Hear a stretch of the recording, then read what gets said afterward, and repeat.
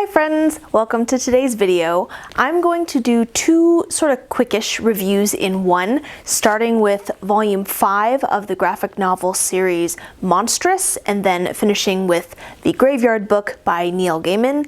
These books fulfill two prompts from the Owl Crate reading challenge that I'm doing, the categories C for comic/graphic novel and A for an award-winning book, respectively.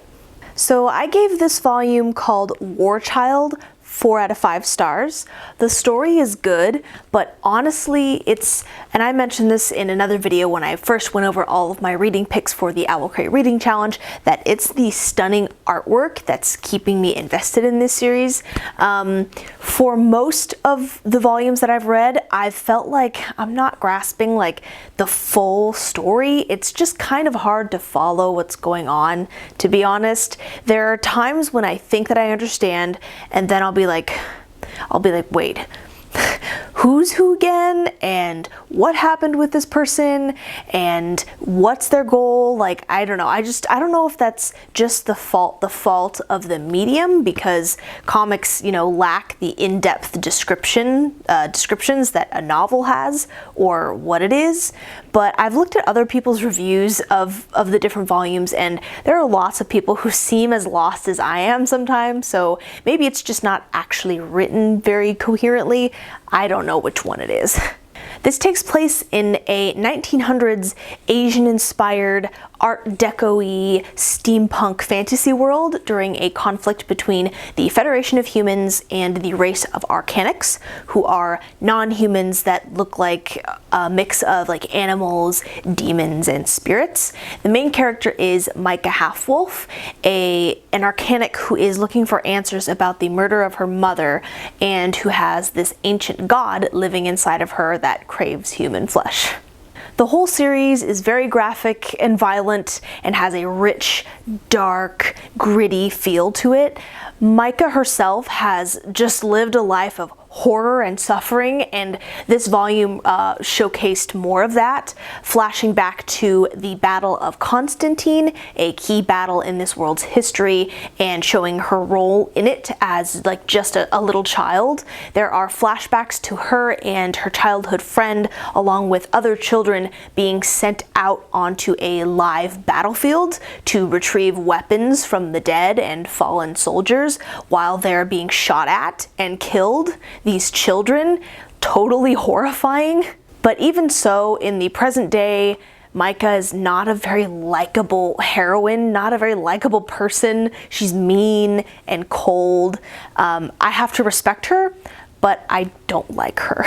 One of the best characters in the comic is this really cute little fox Arcanic named Kippa. And I tried to find a couple pages that show Kippa. She's just so sweet, super loving and trusting, and I don't know, Micah doesn't deserve her. The world is heavily matriarchal as well, so the vast majority of the main characters are all women, which is really cool to see, and you meet a handful of characters in this book called the Nuns, who are this ghastly mixture of human and Arcanic bred to fight against the Arcanics on the side of the humans. So this volume was good and beautiful to look at as always, but still hard to follow at times, and the main character, as I've said many times at this point, is just basically as unlikable as she was in the first volume. Don't have much more to say about it. I find it harder to accurately rate graphic novels than regular novels.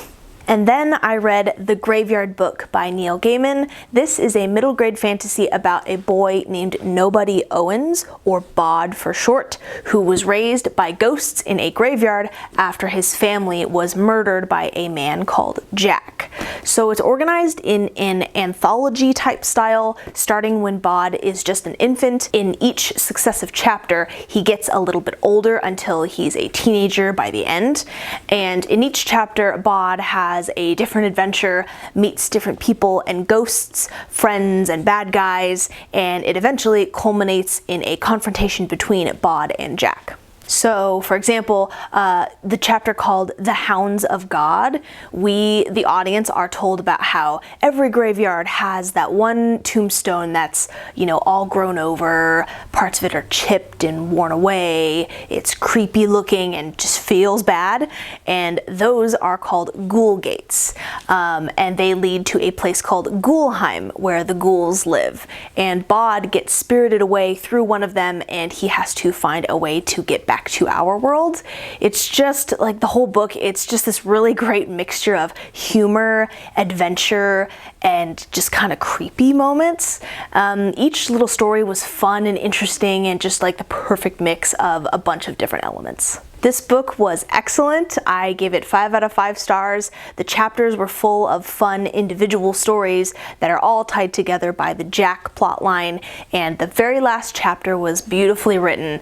It was melancholic, but also, you know, hopeful at the same time, and I just had a smile on my face at the end of it. And this is great for people of all ages, honestly, even though this is middle grade.